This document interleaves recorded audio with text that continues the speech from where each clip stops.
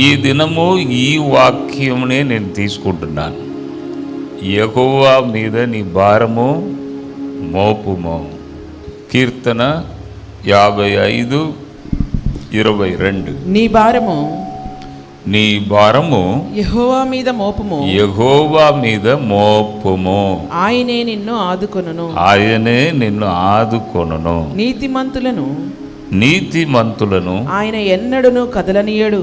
ఆయన ఎన్నడును కదలనీయడు. యెహోవా మీద మీ భారమును మోపుము.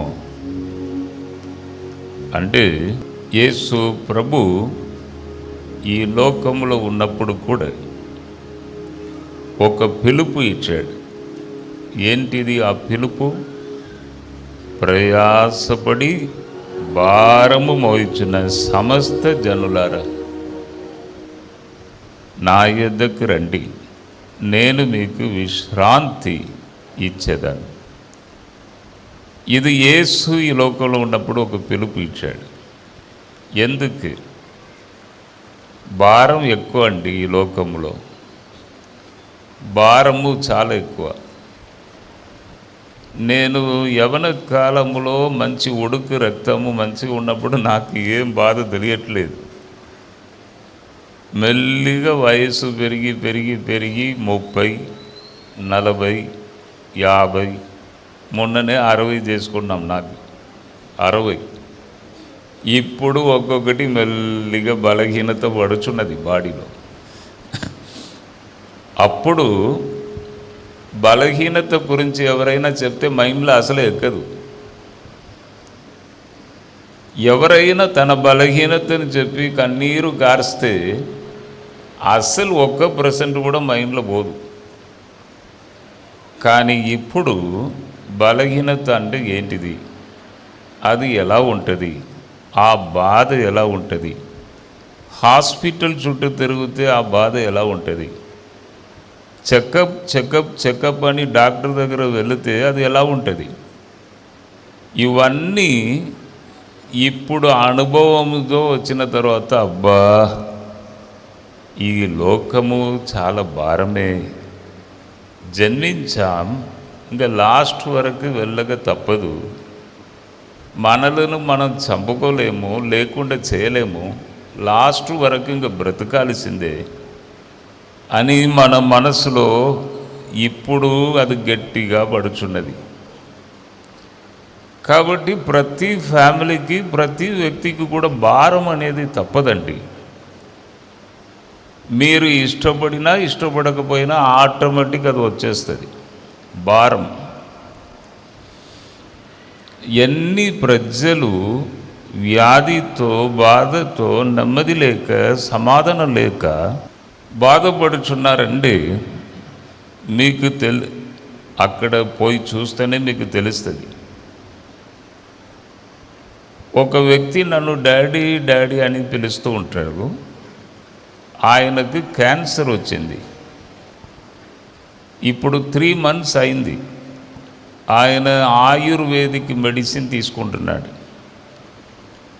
మొన్న ఫోన్ చేసి డాడీ నేను బ్రతకాలి డాడీ, నేను బ్రతకాలి డాడీ అని ఏడుస్తున్నాడు. భారం, ఎక్కడ చూసినా భారం, భరించలేని భారం. కానీ ఒక శుభవార్త మనకు ఈ దేవుని మాట నుండి వచ్చుచున్నది. నీ భారమును నా మీద పెట్టేసి, నా మీద పెట్టి నీవు ఫ్రీ అయిపో, బాధపడకు, నీకు టెన్షన్ వద్దు, నీ బాధ అంతా నా మీద పెట్టేసే అని దేవుడు అంటున్నాడు. కాబట్టి ఈ దినము అదే మనం చేయబోచున్నాం. నీ భారమును ఇక్కడనే వదిలేసి సిలువ మీద పెట్టి మనము లెఫ్ట్ రైట్ తీసుకొని ఫ్రీగా వెళ్ళబోచున్నాం. అందుకే ప్రభు మనలను తీసుకొని వచ్చాడు. నేను అనుకొనుచున్నాను లాస్ట్ మంత్ కాక ముందు నెల మా ప్రేయర్ టవర్లో ప్రతి నెల 2వ శనివారం కూడిక జరుగుతుంది. చాలామంది ట్రైన్లో దూరం నుండి విజయవాడ నుండి హైదరాబాద్ నుండి చాలా ప్రజలు వస్తారు. ఒక బస్సు ఒకటి ట్రిప్పు ప్రజలను తీసుకురావడం తీసుకుపోవడం ఒక బస్సు ఒకటి మేము అరేంజ్మెంట్ చేశాం.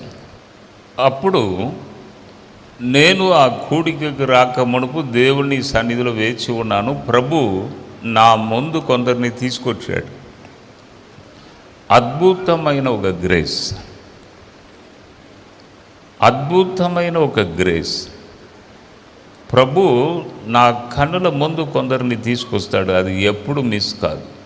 సింహంలాగా నిలబడి పిలుస్తూ ఉంటాను, ఎప్పుడు అది మిస్ కాదు. సేమ్ ఏది చూశానో అలాగే వస్తారు ప్రజలు. ప్రభు ఇచ్చిన గ్రేస్ అది ఎన్ని కోట్ల రూపాయలు ఇచ్చినా ఏది ఇచ్చినా దొరకదండి. ఉపద్రవములో కష్టములో ప్రభువును గట్టిగా పట్టుకొని సంపాదించిన గ్రేస్ అది. అవును, అప్పుడు గ్రీన్ డ్రెస్ వేసుకున్న ఒక యవన అమ్మాయి అంటే వివాహం అయింది, కొన్ని సంవత్సరాలు అయింది, చిన్న ఏజ్. ఆ చుడిదార్ వేసుకున్న ఒక గ్రీన్ సారీ, గ్రీన్ కలర్ వేసుకున్న ఒక సిస్టర్ను నేను చూస్తున్నాను. ప్రభు నాతో మాట్లాడి ఆమెను ముందుకు పిలువు అని. నేను వెళ్ళాను, స్టేజ్కి వెళ్ళాను. వెళ్ళి కూర్చుంటే ఫస్ట్ రోలో ఉంది ఆమె, ఫస్ట్ వరుసలో ఉంది. నేను చెప్పాను కదా, ఎప్పుడు కండ్ల ముందు వచ్చిందంటే అది ఎప్పుడు మిస్ కానే కాదు. ఆమెను పిలిచాను. పిలిస్తే, సార్ ఒక 5-6 సంవత్సరాల ముందు నేను ఈ కూడికకు వచ్చాను, దీవించబడ్డాను, మళ్ళీ వచ్చాను. ఇప్పుడు నా భర్తకు కొద్దిగా కిడ్నీలో ప్రాబ్లం అంటున్నారు, నా భర్తను కూడా తీసుకొచ్చాను. భారం, భరించలేని భారం. ఆమెను ముందు పిలిచి, ప్రభు నిన్ను చూపించాడమ్మా